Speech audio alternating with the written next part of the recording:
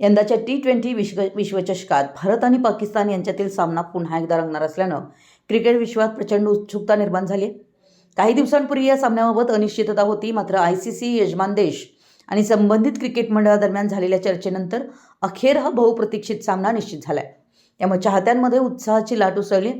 भारत पाकिस्तान सामना हा केवळ क्रिकेट पुरता मर्यादित राहत नाही, तर तो आर्थिकदृष्ट्याही मोठा सोहळा ठरतो. अंदाजानुसार एका सामन्यातून तब्बल 2200 ते 4,500 कोटी रुपयांपर्यंत उलाढाल जाऊ शकते.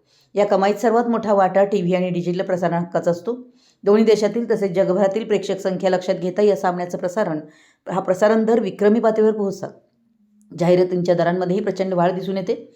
प्राईम टाईममध्ये अवघ्या 10 सेकंदाच्या जाहिरातीसाठी 25 ते 40 लाख रुपये आकारले जाऊ शकतात. सामन्याची व्ह्यूअरशिप, ऑनलाईन स्ट्रीमिंगवरील प्रेक्षक संख्या आणि ब्रँड व्हॅल्यू यावरून हे दर ठरवले जातात. एकट्या भारतातूनच जाहिरातीच्या माध्यमातून सुमारे 2,500 कोटी रुपयांची कमाई होण्याचा अंदाज व्यक्त केला जातोय. मैदानावरील तिकीट विक्री देखील मोठ्या उत्पन्नाचं साधन ठरतं. भारत पाकिस्तान सामना कुठेही आयोजित केला गेला तरी तिकिटांसाठी प्रचंड मागणी असते आणि ती काही मिनिटातच विकली जातात.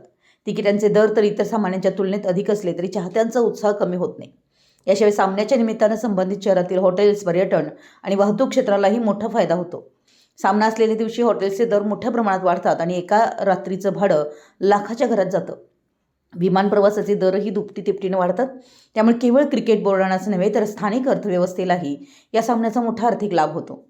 एकूणच भारत आणि पाकिस्तान यांच्यातील सामना हा क्रीडा रसिकांसाठी रोमांचक असतोच, पण त्याचबरोबर तो हजारो कोटी रुपयांची उलाढाल घडवून आणणारा आर्थिक महोत्सव ठरतो.